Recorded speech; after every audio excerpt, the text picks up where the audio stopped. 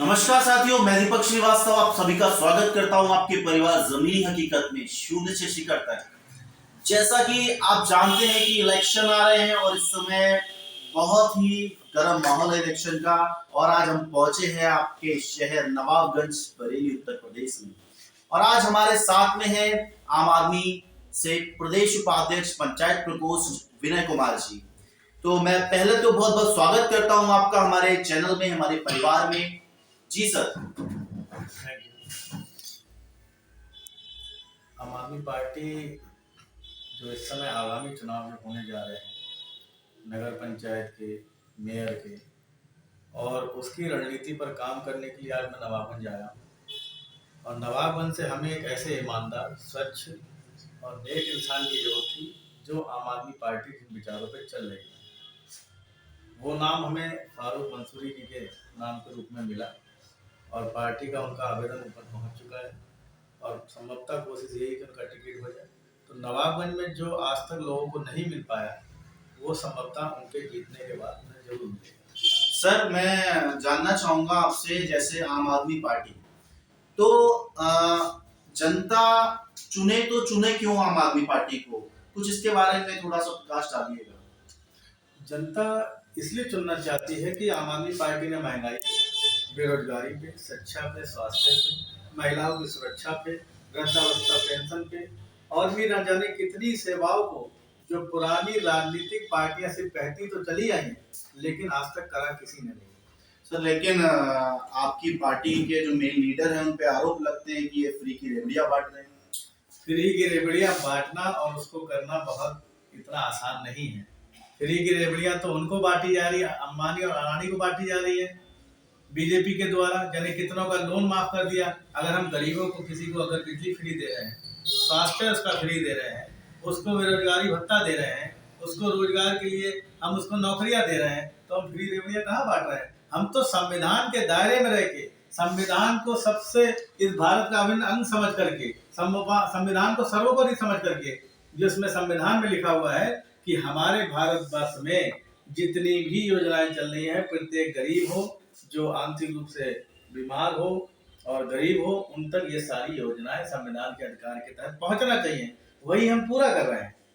तो सर, जैसा कि अभी हम जानते हैं कि अभी विधानसभा चुनाव हुए हैं और उसमें जनता ने आपको नकारा क्यों? नकारा नहीं, पहली चीज तो ये होती, कभी भी जनता किसी को नकारती नहीं। यहाँ की जनता को डिमोलाइजेशन किया गया है, ध्रुवीकरण किया गया है कि हिंदू और मुस्लिम में बढ़ जाओ और आपके बच्चों का भला हो जाएगा। लेकिन दिल्ली में जो लोग इन नीतियों से उठ गए, जिन इन बुराइयों से उठ गए, उन्होंने आम आदमी पार्टी को चुन लिया। वहां तो तीसरी बार सरकार अब तक बन चुकी है और वहां की जो योजनाएं हैं जो वहां पब्लिक को मिल रही है, और वो कभी चाहते ही नहीं कि आम आदमी पार्टी वहां से जाए।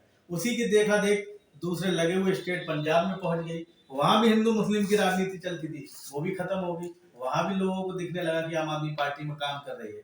इसके ही देखा देख गुजरात में भी चुनाव होने वाले हैं, वहां भी आम आदमी पार्टी पूरे जोर शोर से तीसरे स्टेट में सरकार बना लेगी। तो उत्तर प्रदेश की जनता यही चाहती है कि हमें जिन मुद्दों पर बहका करके वोट दिया जाता है वही हमको क्यों नहीं दिया जाता है। आम आदमी पार्टी आने वाले समय का एक भविष्य है, भारत का उज्जवल है, और आम आदमी पार्टी पूरे भारतवर्ष में परचम अपना लहराएगी।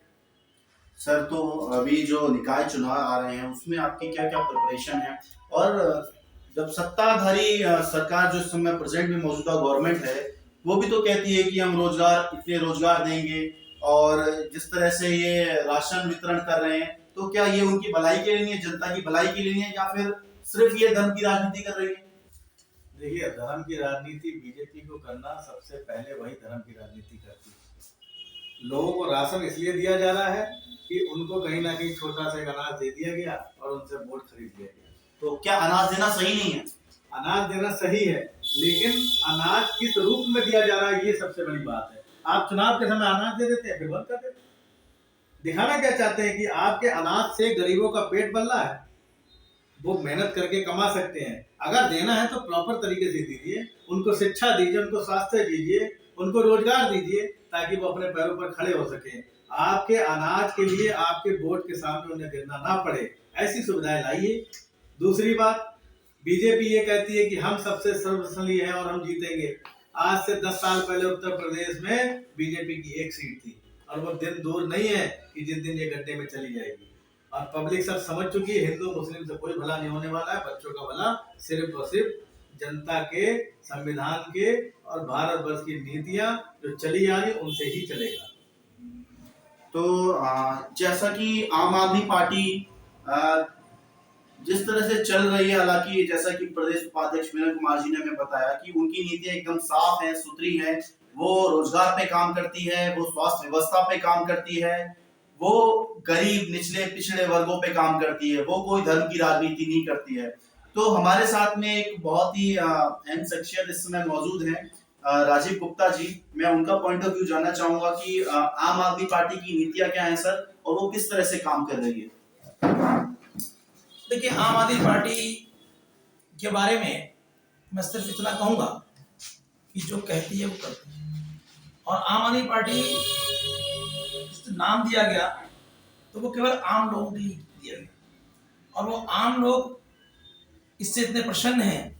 ऑटो वाले हुए, रिक्शे वाले हुए, ठेली वाले हुए, फल वाले हुए, ये इससे खुश हैं कि वो आम आदमी पार्टी को चाहते हैं। लेकिन कुछ पार्टियां जो कि केवल धर्म की आड़ में लोगों को भ्रमित करती हैं, वो विकास की बात नहीं चर्चा नहीं करना चाहते, वो इन चीज़ों भागते हैं, वो हॉस्पिटल से बात नहीं करना चाहते, वो स्कूल पर बात नहीं करना चाहते, वो ग्रामीण की योजनाओं में बात नहीं करना चाहते। वो जब भी बात करते हैं तो केवल धर्म को बीच में लेके बात करते हैं।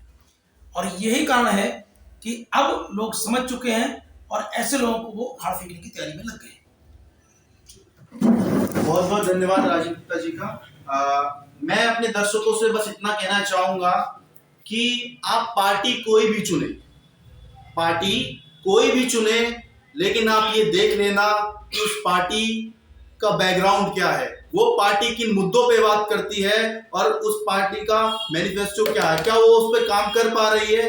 क्योंकि देश का भविष्य तभी उज्जवल हो सकता है जब 3 काम होंगे, चाहे पार्टी कोई भी हो। मैं ये नहीं कहता कि भाजपा हो, बसपा हो, समाजवादी हो या आम आदमी पार्टी हो, लेकिन वोट उसी को करना जो आपके बच्चों का भविष्य हो। धन्यवाद। जय हिंद साथियों।